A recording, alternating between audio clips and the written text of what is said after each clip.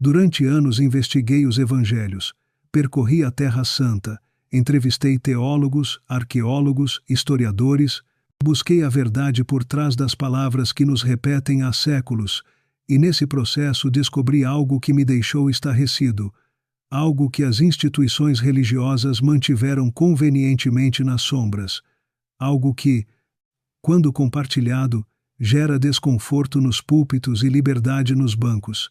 Há segredos bíblicos sobre o dízimo. 7 segredos, para ser exato, 7 verdades documentadas que a tua igreja provavelmente nunca te revelou, não porque sejam heresia, mas porque questionam estruturas de poder que se sustentam mais na tua obediência financeira do que na tua liberdade espiritual. O que estás prestes a ler não é teologia convencional, é o resultado de uma investigação exaustiva. É o que encontrei quando fui além dos sermões de domingo e ousei questionar o inquestionável. Prepara-te, porque o que descobri nos manuscritos antigos, nos textos originais, em pesquisas que a maioria prefere ignorar, pode mudar para sempre a tua relação com o dinheiro, com a igreja e com o próprio Deus. Isto é o que nunca te contaram sobre o dízimo. Primeiro segredo: o dízimo nunca foi dinheiro. Comecemos pelo princípio, pelo dado mais demolidor e mais ignorado de todos. Em toda a Bíblia hebraica, em toda a Torá, em todos os mandamentos levíticos que regulavam o dízimo com precisão cirúrgica, jamais se ordenou entregar dinheiro como dízimo. Quando descobri isto, revisei os textos uma e outra vez.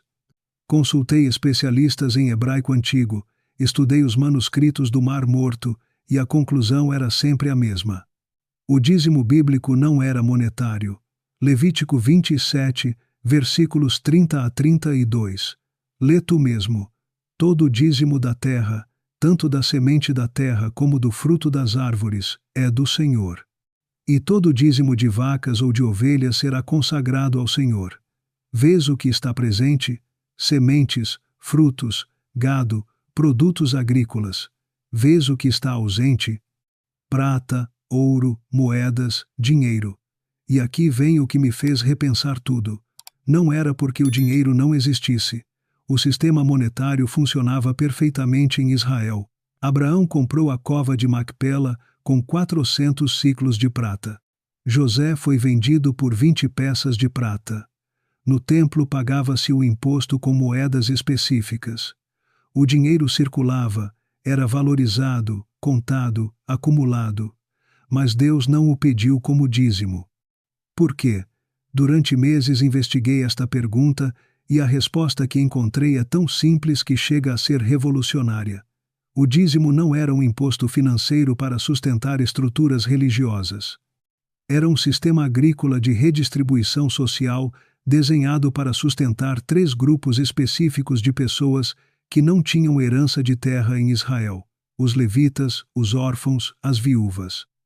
Deuteronômio 14, versículos 28 e 29 confirma sem ambiguidade: ao fim de cada 3 anos tirarás todo o dízimo dos teus produtos daquele ano e o guardarás nas tuas cidades.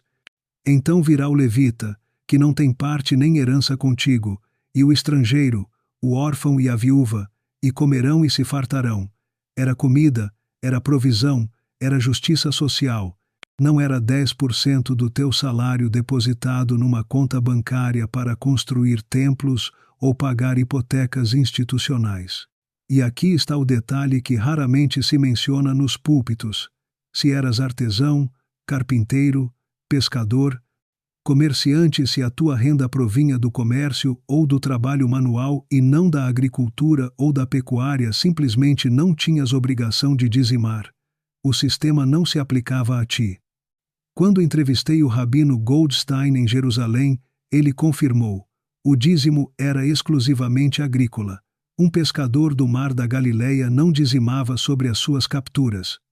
Um carpinteiro como José não dizimava sobre os móveis que fabricava, apenas os que trabalhavam a terra, porque a terra pertencia a Deus. Então, por que hoje se exige 10% do teu salário? Por que te ensinam que, se não o fazes, estás a roubar a Deus, quando o próprio sistema que te o exige não existia no teu contexto bíblico? A resposta é incômoda. Em algum momento da história, especificamente na Idade Média, a Igreja institucional precisou de recursos e o dízimo veterotestamentário tornou-se a ferramenta perfeita para assegurar receitas constantes. Descontextualizou-se, espiritualizou-se, universalizou-se e monetizou-se. Investiguei os arquivos vaticanos disponíveis, documentos medievais, bulas papais e encontrei algo fascinante. O dízimo monetário obrigatório não foi estabelecido por Jesus, nem pelos apóstolos, nem pela Igreja primitiva. Foi estabelecido por concílios eclesiásticos séculos depois de Cristo. O Concílio de Tours, em 567 d.C., o Concílio de Macon, em 585 d.C. Ali está documentado. Decretou-se que todos os cristãos deviam pagar o dízimo à Igreja, não como oferta voluntária, mas como obrigação sob ameaça de excomunhão. Era um sistema de financiamento institucional disfarçado de obediência bíblica e sustentou-se com ameaças. Quem não dizima está sob maldição. Mas se leres Malaquias 3 com honestidade histórica, e isto é crucial, descobrirás que essa advertência não era para ti. Era para os sacerdotes corruptos de Israel, que retinham as ofertas agrícolas destinadas aos pobres e se enriqueciam com elas. Este é o primeiro segredo que investiguei durante anos e que mudou completamente a minha perspectiva. O dízimo bíblico não era dinheiro, era grão, gado, fruto. E se insistes em aplicá-lo literalmente hoje, então deverias levá-lo em espécie a cada 3 anos e entregá-lo diretamente a viúvas, órfãos e estrangeiros. Nada de transferências bancárias, nada de envelopes, nada de porcentagem sobre salários. Porque, se vais usar o Antigo Testamento para exigir o dízimo, deves usar o Antigo Testamento completo, não apenas a parte que convém financeiramente. Segundo segredo, existiam 3 tipos diferentes de dízimo. Isto foi o que mais me surpreendeu na investigação, o que realmente me fez parar e revisar tudo o que pensava saber. Não havia um dízimo. Havia 3 tipos diferentes de dízimo que o israelita devia entregar em momentos distintos e com propósitos diferentes.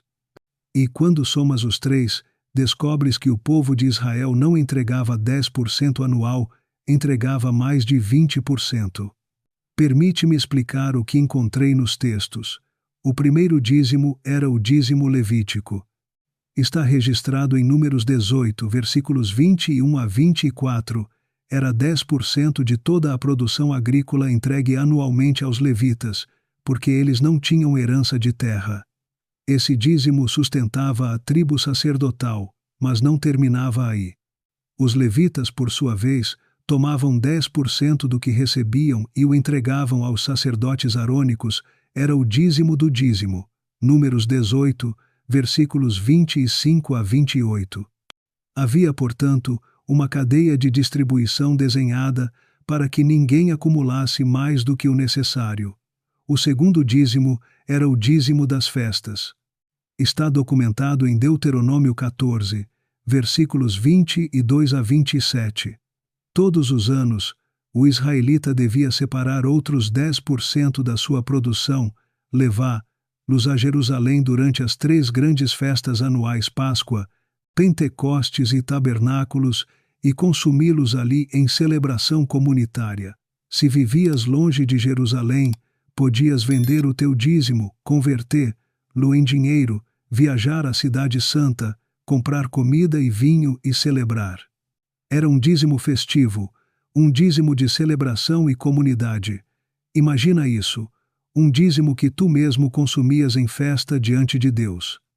Quando entrevistei o professor Stern, da Universidade Hebraica de Jerusalém, ele explicou: esse dízimo tinha um propósito social e espiritual.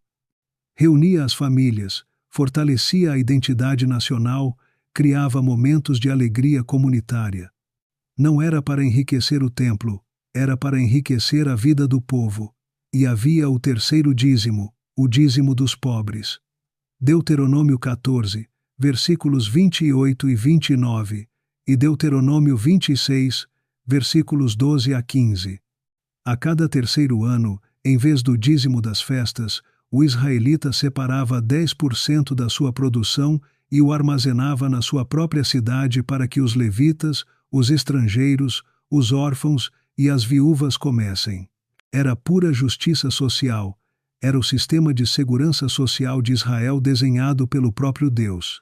Então, se fazes as contas e, acredita, eu as fiz muitas vezes para me assegurar, o israelita médio entregava 10% anual para os levitas, 10% anual para as festas, que ele mesmo consumia, 10% a cada terceiro ano para os pobres.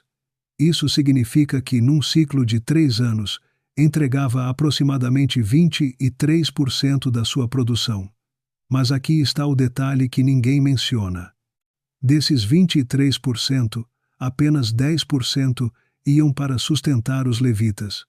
Os outros 13% eram consumidos em celebração comunitária ou dados diretamente aos necessitados. Nada ia para construir edifícios, nada ia para financiar estruturas institucionais. Tudo ia para pessoas, aos que serviam espiritualmente, aos que necessitavam materialmente, a comunidade que celebrava unida. Quando descobri isto, perguntei-me: por que as igrejas modernas falam apenas de um dízimo de 10% que vai diretamente para a instituição? Por que nunca mencionam que o sistema bíblico era muito mais complexo e foi desenhado para redistribuição social, não para a acumulação institucional? A resposta, mais uma vez, é incômoda, porque se as igrejas ensinassem o sistema completo do dízimo veterotestamentário, teriam de explicar por que não estão a distribuir esses fundos diretamente a viúvas, e órfãos e estrangeiros. Teriam de explicar por que estão a construir impérios em vez de alimentar os pobres. Este é o segundo segredo. Não havia um dízimo, havia 3. E o sistema completo foi pensado para prevenir a pobreza e promover a celebração comunitária, não para financiar organizações religiosas. Terceiro segredo: Jesus nunca mandou dizimar. Procurei durante anos. Li os evangelhos em grego. Estudei cada palavra de Jesus registrada nos textos canônicos e nos não canônicos. Revisei os manuscritos de Qumran, consultei exegetas e encontrei algo que me deixou perplexo. Jesus nunca nem uma única vez mandou os seus discípulos dizimarem. Nunca. Em 3 anos de ministério intensivo, ensinando sobre o reino de Deus, sobre a fé, sobre o dinheiro, sobre a generosidade, Jesus não ordenou o dízimo aos seus seguidores. Só o mencionou uma única vez em todo o seu ministério, e quando o fez, foi para criticar os fariseus. Mateus 23, versículo 23. Ai de vós, escribas e fariseus, hipócritas, porque dais o dízimo da hortelã, do endro e do cominho e negligenciais o mais importante da lei, a justiça, a misericórdia e a fé. Vês o que Jesus fez? Ele não elogiou o dízimo deles, chamou-os de hipócritas, porque estavam tão obcecados em calcular 10% até das ervas do seu jardim, que descuidavam do que realmente importava, a justiça, a misericórdia, a fé. Quando entrevistei o teólogo John Dominic Crossan, ele disse algo que nunca esqueci. Jesus não veio aperfeiçoar o sistema do templo, veio transcendê-lo. Não veio reformar o sacerdócio levítico, veio estabelecer uma nova aliança em que cada crente é sacerdote. E nessa nova aliança, o dízimo já não tinha lugar porque, pensa, o dízimo era o salário dos levitas que não tinham terra. Mas, na nova aliança, já não há tribo levítica, já não há sacerdócio hereditário, já não há um templo físico a manter. Cristo é o templo. Tu és templo do Espírito Santo. A igreja não é um edifício, é a comunidade de crentes. Todo o sistema religioso que sustentava o dízimo foi transformado radicalmente por Jesus. E ele não o substituiu por um novo sistema de dízimo obrigatório. Substituiu-o por algo muito mais radical: generosidade livre, motivada pelo amor e dirigida pelo Espírito. Investiguei também os ensinamentos de Jesus sobre o dinheiro e encontrei um padrão fascinante. Ele nunca pediu uma porcentagem fixa. Sempre desafiou as pessoas a irem além das obrigações religiosas. Ao jovem rico não disse dizima, disse: vende tudo o que tens e dá aos pobres. A Zaqueu não ordenou: calcula 10% dos teus rendimentos. Zaqueu, transformado pelo encontro com Cristo, declarou espontaneamente: dou a metade dos meus bens aos pobres, e, se em alguma coisa tenho defraudado alguém, restituo o quadruplicado. Jesus não corrigiu a porcentagem, não disse: não, Zaqueu, 10% é suficiente. Simplesmente declarou: hoje veio a salvação a esta casa. A viúva pobre que lançou 2 moedinhas no gasofilácio, Jesus a colocou como exemplo não porque deu 10%, mas porque deu tudo o que tinha. Marcos 12, versículos 43 e 44. Em verdade vos digo que esta viúva pobre deu mais do que todos, porque todos deram do que lhe sobrava, mas esta, da sua pobreza, deu tudo quanto tinha, todo o seu sustento. Vês o padrão? Jesus não media a generosidade em porcentagens, media em corações. E aqui está o que me fez refletir profundamente. Se o dízimo fosse tão fundamental para o cristianismo como muitas igrejas o apresentam, não esperarias que Jesus o tivesse mandado explicitamente? Não esperarias que, pelo menos uma vez em 3 anos de ensino intensivo, ele dissesse: continuai a dizimar como a lei ordena, mas ele não o fez. Por quê? Porque Jesus veio cumprir a lei, não perpetuá-la. Veio trazer uma nova aliança, não manter a antiga. E, nessa nova aliança, a relação com o dinheiro mudou radicalmente. Já não se trata de cumprir uma obrigação de 10%. Trata-se de reconhecer que tudo o que tens pertence a Deus e de administrá-lo com sabedoria, generosidade e justiça. Este é o terceiro segredo que me levou anos a aceitar. Jesus nunca mandou dizimar, nunca o estabeleceu como prática para os seus discípulos. E se o fundador do cristianismo não o ordenou, com que autoridade bíblica se impõe hoje como mandamento obrigatório? Quarto segredo: Paulo nunca mencionou o dízimo. Depois de investigar os ensinamentos de Jesus, mergulhei nas cartas de Paulo e o que encontrei foi ainda mais revelador. Paulo escreveu 13 cartas, 13 documentos que formam a coluna vertebral da teologia cristã, cartas nas quais instruiu as igrejas em todas as áreas da vida: doutrina, moral, relações, trabalho, família, conflitos, liderança, adoração. E nessas 13 cartas Paulo falou extensamente sobre dinheiro, ofertas, sustento do ministério, generosidade, mas nunca, nem uma única vez, mencionou o dízimo como mandamento para os crentes. Nunca. Passei meses analisando cada referência financeira nas epístolas paulinas. Consultei concordâncias gregas.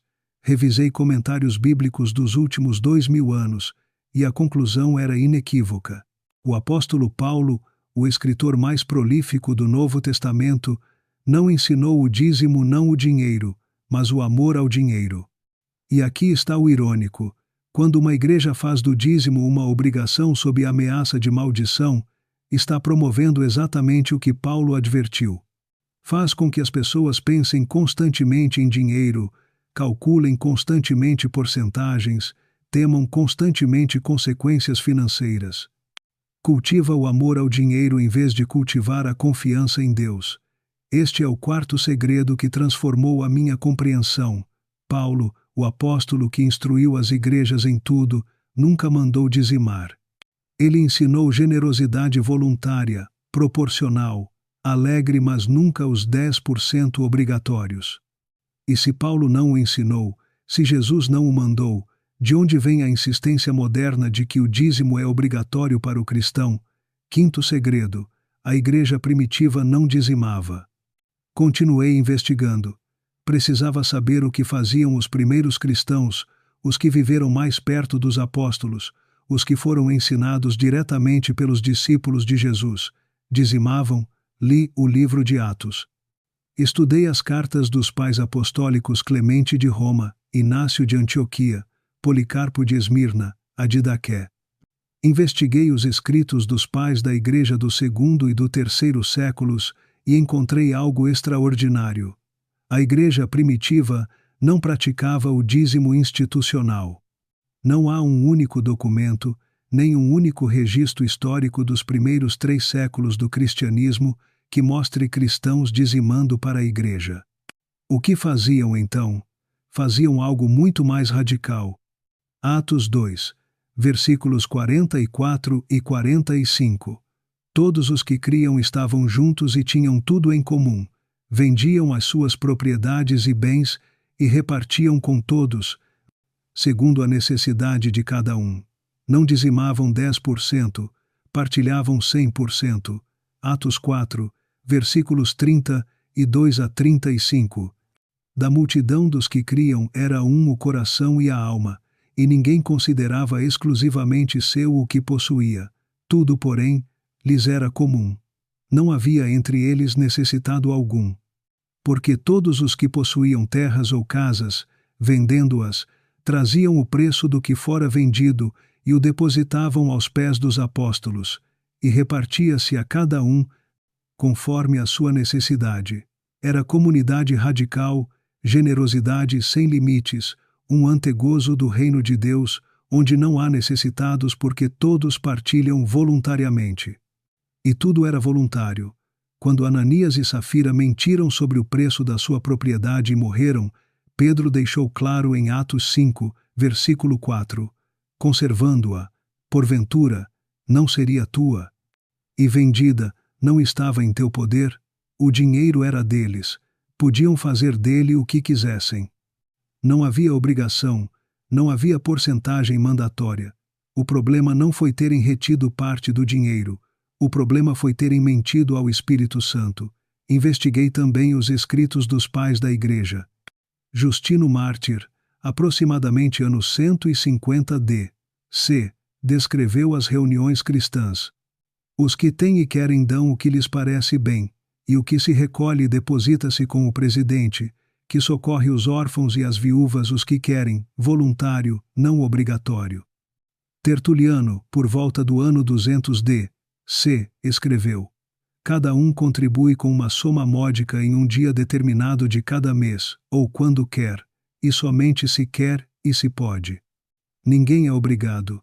É uma oferta voluntária, somente se quer e se pode. Ninguém é obrigado. Vês o padrão? Os primeiros cristãos davam e davam generosamente, mas não sob um sistema de dízimo obrigatório. Orígenes de Alexandria, por volta do ano 248 d.C., escreveu comentários sobre o dízimo do Antigo Testamento, mas nunca o aplicou como mandamento para os cristãos da sua época. Via-o como parte da lei cerimonial, cumprida em Cristo. Então, quando a Igreja começou a exigir o dízimo, aqui está a virada histórica que mudou tudo. No século IV, quando o cristianismo se tornou a religião oficial do Império Romano, sob Constantino, a Igreja começou a institucionalizar-se. Construíram-se grandes basílicas, o clero profissionalizou-se, a estrutura tornou-se hierárquica e, com essa institucionalização, veio a necessidade de financiamento constante. Só nos concílios do século VI Concílio de Tours, 567 d.C., e Concílio de Macon, 585 d.C., é que a Igreja começou a decretar o dízimo como obrigatório para todos os cristãos, mais de 500 anos depois de Cristo, e não o fizeram citando o mandamento apostólico, não podiam, porque não existia. Fizeram-no citando o Antigo Testamento e declarando que a Igreja era a herdeira do sistema levítico. Era uma criação institucional, não um mandamento bíblico do Novo Testamento.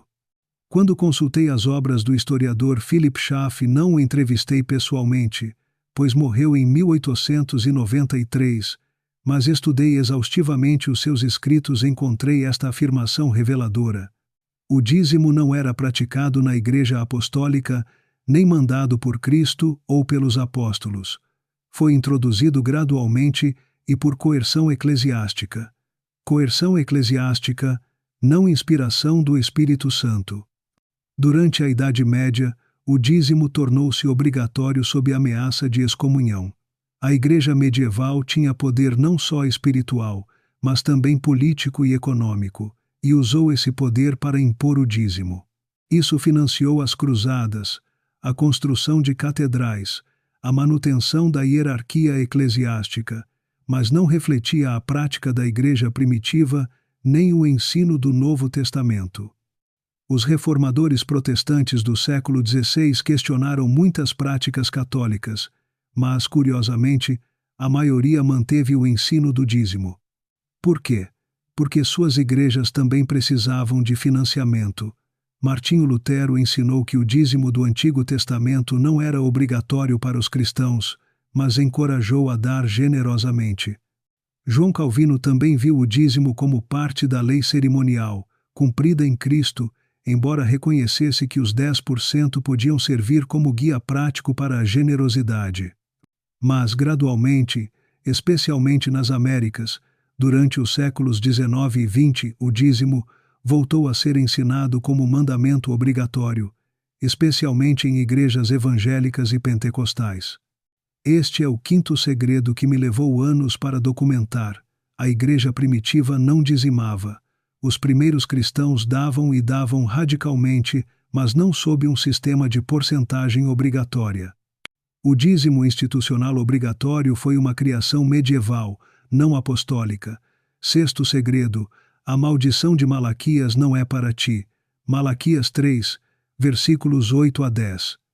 O texto mais usado, mais citado, mais pregado sobre finanças em todas as igrejas do mundo: roubará o homem a Deus? Todavia vós me roubais. E dizeis: em que te temos roubado? Nos dízimos e nas ofertas. Com maldição sois amaldiçoados, porque a nação toda me roubais. Trazei todos os dízimos à casa do tesouro, para que haja alimento na minha casa, e provai-me nisto, diz o Senhor dos Exércitos, se não vos abrirei as janelas do céu, e não derramarei sobre vós bênção sem medida. Quando Ananias e Safira mentiram sobre o preço da sua propriedade e morreram, Pedro deixou claro em Atos 5, versículo 4, conservando-a, porventura, não seria tua. E vendida não estava em teu poder? O dinheiro era deles, podiam fazer dele o que quisessem. Não havia obrigação, não havia porcentagem mandatória. O problema não foi terem retido parte do dinheiro. O problema foi terem mentido ao Espírito Santo. Investiguei também os escritos dos pais da Igreja. Justino Mártir, cerca do ano 150 d.C., descreveu as reuniões cristãs. Os que têm e querem dão o que lhes parece bem, e o que se recolhe deposita-se com o presidente, que socorre os órfãos e as viúvas os que querem. Voluntário, não obrigatório. Tertuliano, por volta do ano 200 d.C., escreveu: cada um aporta uma soma módica num dia determinado de cada mês ou quando quer, e só se quer e se pode. Ninguém é obrigado. É uma oferta voluntária, só se quer e se pode. Ninguém é obrigado. Vês o padrão? Os primeiros cristãos davam e davam generosamente, mas não sob um sistema de dízimo obrigatório. Orígenes de Alexandria, por volta do ano 248 d.C., escreveu comentários sobre o dízimo do Antigo Testamento, mas nunca o aplicou como mandamento para os cristãos da sua época. Via-o como parte da lei cerimonial cumprida em Cristo. Então, quando a Igreja começou a exigir o dízimo, aqui está a virada histórica que mudou tudo. No século IV, quando o cristianismo se tornou a religião oficial do Império Romano sob Constantino, a Igreja começou a institucionalizar-se. Construíram-se grandes basílicas, o clero profissionalizou-se, a estrutura tornou-se hierárquica, e com essa institucionalização veio a necessidade de financiamento constante. Só nos concílios do século VI, Concílio de Tours, 567 d.C., e Concílio de Macon, 585 d.C., é que a Igreja começou a decretar o dízimo como obrigatório para todos os cristãos, mais de 500 anos depois de Cristo. E não o fizeram citando o mandamento apostólico não podiam, porque não existia. Fizeram-no citando o Antigo Testamento e declarando que a Igreja era herdeira do sistema levítico. Era uma criação institucional, não um mandamento bíblico do Novo Testamento. Quando consultei as obras do historiador Philip Schaff, não o entrevistei pessoalmente, porque morreu em 1893, mas estudei exaustivamente os seus escritos e encontrei esta citação reveladora. O dízimo não era praticado na Igreja Apostólica, nem ordenado por Cristo ou pelos apóstolos. Foi introduzido gradualmente e por coerção eclesiástica. Coerção eclesiástica, não inspiração do Espírito Santo. Durante a Idade Média, o dízimo tornou-se obrigatório sob ameaça de excomunhão. A Igreja medieval tinha poder não apenas espiritual, mas também político e econômico, e usou esse poder para impor o dízimo. Isso financiou as cruzadas, a construção de catedrais, a manutenção da hierarquia eclesiástica, mas não refletia a prática da Igreja primitiva nem o ensino do Novo Testamento. Os reformadores protestantes do século XVI questionaram muitas práticas católicas, mas, curiosamente, a maioria manteve o ensino do dízimo. Por quê? Porque as suas igrejas também precisavam de financiamento. Martinho Lutero ensinou que o dízimo do Antigo Testamento não era obrigatório para os cristãos, mas incentivou a dar generosamente. João Calvino também viu o dízimo como parte da lei cerimonial cumprida em Cristo, embora reconhecesse que 10% podia servir como guia prático para a generosidade. Mas, gradualmente, especialmente nas Américas durante os séculos XIX e XX, o dízimo voltou a ser ensinado como mandamento obrigatório, especialmente em igrejas evangélicas e pentecostais. Este é o quinto segredo que me tomou anos para documentar. A igreja primitiva não dizimava. Os primeiros cristãos davam e davam radicalmente, mas não sob um sistema de porcentagem obrigatória. O dízimo institucional obrigatório foi uma criação medieval, não apostólica. Sexto segredo. A maldição de Malaquias não é para ti. Malaquias 3, versículos 8 a 10. O texto mais usado, mais citado, mais pregado sobre finanças em todas as igrejas do mundo. Roubará o homem a Deus? Todavia vós me roubais. E dizeis, em que te temos roubado? Nos dízimos e nas ofertas. Com maldição sois amaldiçoados, porque toda a nação me roubais. Trazei todos os dízimos à casa do tesouro, para que haja alimento na minha casa, e provai-me agora nisto, diz o Senhor dos Exércitos. Senão vos abrirei as janelas do céu e derramarei sobre vós bênçãos sem medida. Este trecho tornou-se arma espiritual, ferramenta de manipulação, gerador de culpa e medo. Se dizimas, Deus te abençoará. Se não dizimas, estás a roubar a Deus e estás sob maldição. Mas quando investiguei o contexto histórico, cultural e literário de Malaquias, descobri algo que muda tudo. Essa maldição não era para ti, nunca foi. Deixa-me explicar o que encontrei. Malaquias profetiza por volta do ano 450 a.C. Israel regressou do exílio babilônico. O templo foi reconstruído. Os sacrifícios foram restabelecidos, mas algo estava terrivelmente errado. O profeta traz uma mensagem direta, cortante, para um grupo específico de pessoas.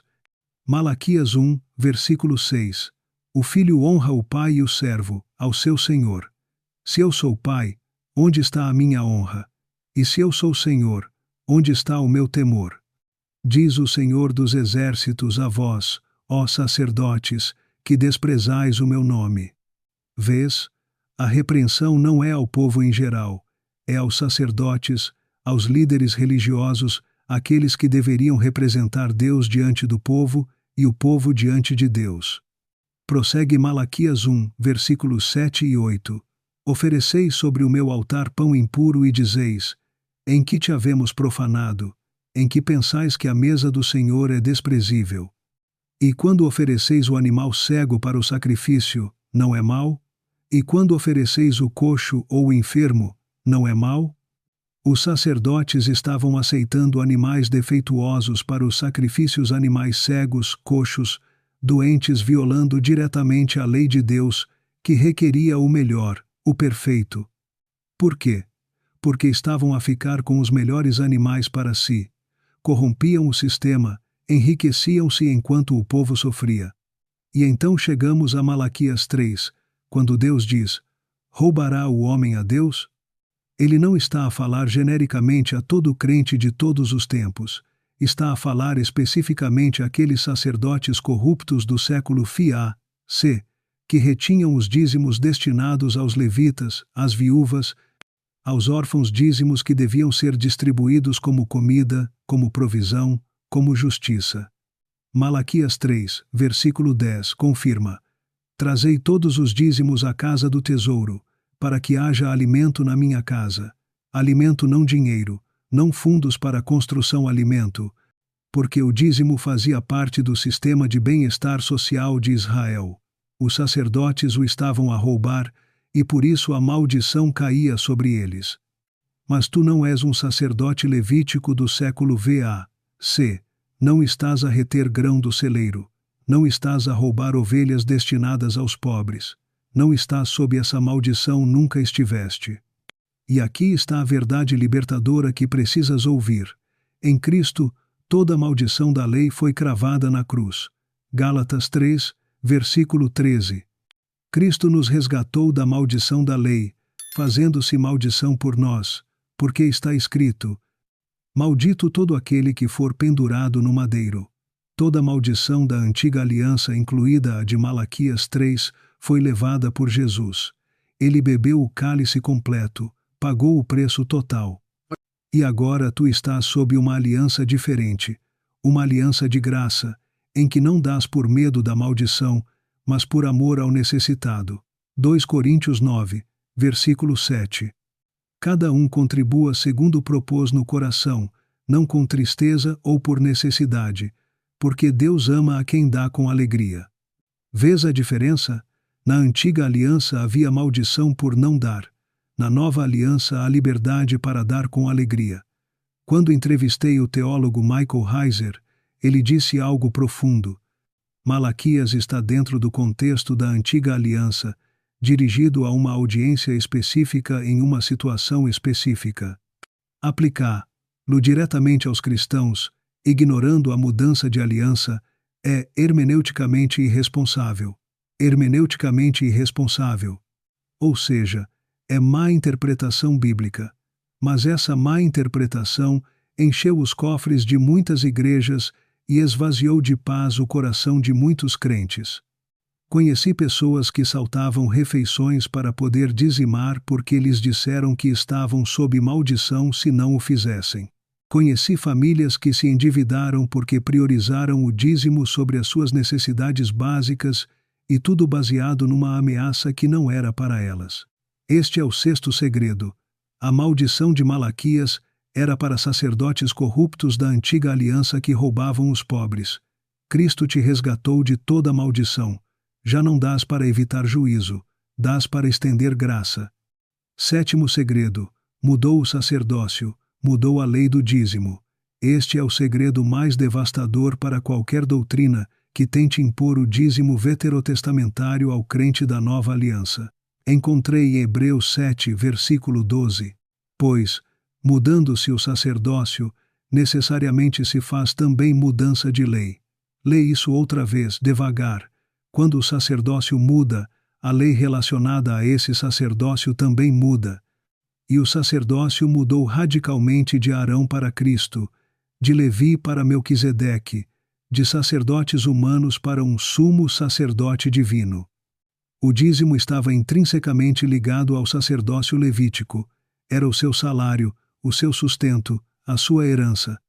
Números 18, versículos 21 a 24, estabelece claramente: E eis que dei aos filhos de Levi todos os dízimos em Israel por herança, pelo seu ministério, porquanto servem no ministério da tenda da congregação. O dízimo era para os levitas porque eles não herdaram terra, porque a sua herança era o serviço do templo, e o povo os sustentava com 10% da sua produção agrícola. Era um sistema perfeito para aquele tempo, para aquela aliança, para aquele sacerdócio, mas esse sacerdócio terminou. Quando Jesus exalou o seu último fôlego na cruz, o véu do templo rasgou-se de alto a baixo, não de baixo para cima, como se mãos humanas o tivessem rompido, mas de alto a baixo, como declaração divina. Mateus 27, versículo 51. O caminho ao lugar santíssimo estava aberto. O sacerdócio levítico havia cumprido o seu propósito. Jesus tornou-se o único mediador entre Deus e os homens. 1 Timóteo 2, versículo 5. Já não precisas de um sacerdote humano que ofereça sacrifícios por ti. Cristo o fez, de uma vez por todas.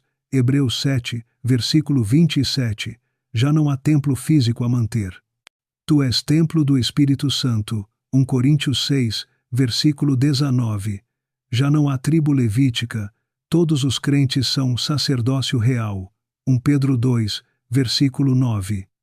E se já não há sacerdócio levítico, a quem pagas o dízimo? Alguns respondem: aos pastores, que são os novos levitas, mas isso não é bíblico. Os pastores do Novo Testamento não são levitas. São presbíteros, supervisores, servos. 1 Pedro 5, versículo 3, diz que não devem dominar sobre o rebanho. Não são uma classe sacerdotal separada, são parte do mesmo corpo, com dons diferentes, mas sem privilégios especiais de mediação. Além disso, o Novo Testamento nunca ordena que o dízimo seja transferido dos levitas para os pastores. Isso é uma invenção eclesiástica posterior a uma tradição humana imposta com força institucional, mas sem fundamento apostólico. Investiguei os escritos dos reformadores sobre este tema. Martinho Lutero, em seu tratado sobre as boas obras, escreveu: o dízimo fazia parte da lei cerimonial dada a Israel e já não nos obriga. Demos conforme a nossa capacidade e a necessidade do nosso próximo. João Calvino, nas suas Institutas, escreveu: Cristo pôs fim a essas sombras cerimoniais da lei. O dízimo pertence a essa categoria. O que o Novo Testamento de fato ensina é o sustento voluntário daqueles que pregam o Evangelho. 1 Coríntios 9, versículos 13 e 14. Não sabeis vós que os que trabalham nas coisas sagradas comem do templo, e que os que servem ao altar, do altar participam?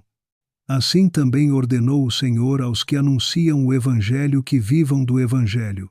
Observa a diferença. Não diz cobrem o dízimo do péribe. Evangelho.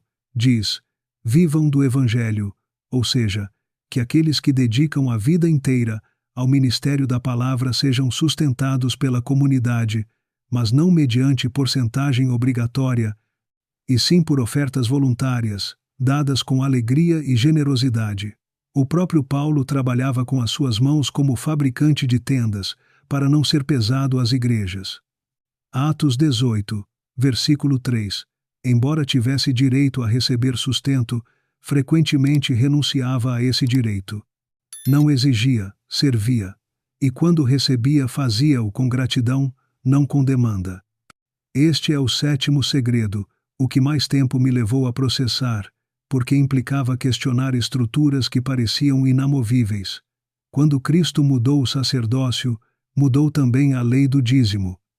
Já não está sob a obrigação dos 10%, está sob a liberdade do amor. E essa liberdade não te torna mesquinho, torna-te radicalmente generoso. Porque na antiga aliança, o limite era 10%. Na nova aliança, não há limite. Dá conforme o teu coração, conforme a tua fé, conforme o que Deus te inspirar. Podes dar 5% se é tudo o que tens. Podes dar 50% se Deus o põe no teu coração. Não está sob a lei, está sob a graça, e a graça sempre supera a lei. Conclusão: a liberdade da nova aliança. Depois de anos de investigação, depois de entrevistar teólogos, rabinos, historiadores, depois de estudar manuscritos antigos e documentos medievais, Depois de questionar tudo o que me ensinaram, cheguei a uma conclusão. O dízimo, como é ensinado hoje em muitas igrejas, 10% obrigatório dos teus rendimentos sob ameaça de maldição, não tem fundamento no Novo Testamento. É uma distorção do sistema veterotestamentário. É uma tradição eclesiástica imposta com uma autoridade bíblica que não possui. Mas ouve isto com clareza. Dizer que o dízimo obrigatório não é bíblico não significa que não devas dar. Muito pelo contrário. Significa que o teu dar deve ser ainda mais generoso, mais intencional, mais livre porque, quando dás sob a lei, dás 10% e sentes-te satisfeito. Quando dás sob a graça, dás até que o teu coração esteja satisfeito. E um coração tocado por Deus nunca se satisfaz com o mínimo. Os crentes do primeiro século não dizimavam, faziam algo muito mais radical, partilhavam tudo. Atos 2 e 4. Era comunidade radical, generosidade desencadeada, e tudo era voluntário. 2 Coríntios 8, versículos 3 e 4. Porque, no meio de muita prova de tribulação, manifestaram abundância de alegria, e a sua profunda pobreza transbordou em grande riqueza da sua generosidade. Porque, segundo as suas posses, e ainda acima delas deram voluntariamente, pedindo-nos, com muitos rogos, a graça de participarem. Rogavam pelo privilégio de dar. Não era preciso pressioná-los, não era preciso ameaçá-los. O seu gozo era tão grande, a gratidão pela graça de Deus tão transbordante, que davam além das suas forças. Esse é o espírito da nova aliança. Não dás porque deves, dás porque amas. Não dás para evitar maldição, dás para estender bênção. Não dás para cumprir uma quota, dás porque foste transformado pela graça. Então, quanto deves dar? A resposta bíblica do Novo Testamento não é 10%. A resposta é: o que o teu coração propuser, com alegria, sem tristeza, sem pressão. Se hoje só podes dar 5% porque estás em situação difícil, dá esses 5% com gozo. Deus não te condena. Ele vê o teu coração. Se hoje podes dar 20, 30, 50% porque Deus te prosperou, dá com gratidão não porque estás obrigado, mas porque foste abençoado. E se hoje estás numa crise tão profunda que não podes dar nada, recebe sem culpa. Porque a igreja não é um negócio onde só os que pagam têm direito a participar. É uma família onde os que têm ajudam os que não têm. Essa é a generosidade da nova aliança. Permite-me compartilhar o que mudou na minha própria vida quando descobri estes segredos. Antes eu dava por obrigação, calculava os 10% exatos, sentia culpa quando não podia dá-los, vivia com medo da maldição. Agora dou por devoção. Não calculo porcentagens, vejo necessidades e respondo, e descobri que sou muito mais generoso sob a graça do que sob a lei. Antes eu dava apenas à instituição religiosa, agora dou a pessoas, à viúva que não pode pagar a renda, ao missionário que trabalha com órfãos, à família que perdeu o emprego, a organizações que combatem o tráfico humano. Antes media a minha espiritualidade pelo meu dízimo, agora meço pelo meu amor. E experimentei uma liberdade que não conhecia antes, liberdade para ser generoso sem limites. Liberdade para dar sem calcular retornos. Liberdade para amar sem medir porcentagens. Essa é a liberdade para a qual Cristo te libertou. Gálatas 5, versículo 1. Não voltes a submeter-te a jugo de escravidão. Não permitas que te roubem essa liberdade com ameaças de maldição que não são bíblicas. Não deixes que te manipulem com interpretações convenientes de textos fora de contexto. Estuda por ti mesmo. Investiga, questiona, lê as Escrituras completas, não apenas os versículos que apoiam uma agenda financeira institucional. E quando o fizeres, descobrirás o que eu descobri, que o Evangelho é verdadeiramente boas novas. Boas novas para os pobres, boas novas para os que lutam, boas novas para os que não podem dar 10%, mas amam a Deus de todo o coração. O dízimo nunca foi a medida da tua espiritualidade. O amor sempre foi. 1 Coríntios 13, versículo 3. E ainda que eu distribuísse todos os meus bens para sustento dos pobres e entregasse o meu corpo para ser queimado, e não tivesse amor, nada disso me aproveitaria. Podes dar tudo e não ter nada, se não tiveres amor. Mas se tens amor, o que deres muito ou pouco é infinitamente valioso para Deus. Estes são os 7 segredos que investiguei durante anos. Os 7 segredos que a tua igreja provavelmente nunca te ensinou, não porque sejam heresia, mas porque desafiam estruturas que se sustentam mais na tua obediência financeira do que na tua liberdade espiritual. Que farás com esta informação? Ignorá-la-ás porque é incômoda? Estudá-la-ás para verificar se é verdade? Compartilhá-la-ás para libertar outros? A verdade vos libertará. Essas foram as palavras de Jesus em João 8, versículo 32. E esta verdade sobre o dízimo pode libertar-te do medo, da culpa, da manipulação espiritual que tem mantido tantos em escravidão. És livre. Cristo te libertou. Não para que vivas em egoísmo, mas para que vivas em amor. Não para que retenhas o teu dinheiro, mas para que o uses com sabedoria. Não para que ignores as necessidades, mas para que respondas com generosidade genuína.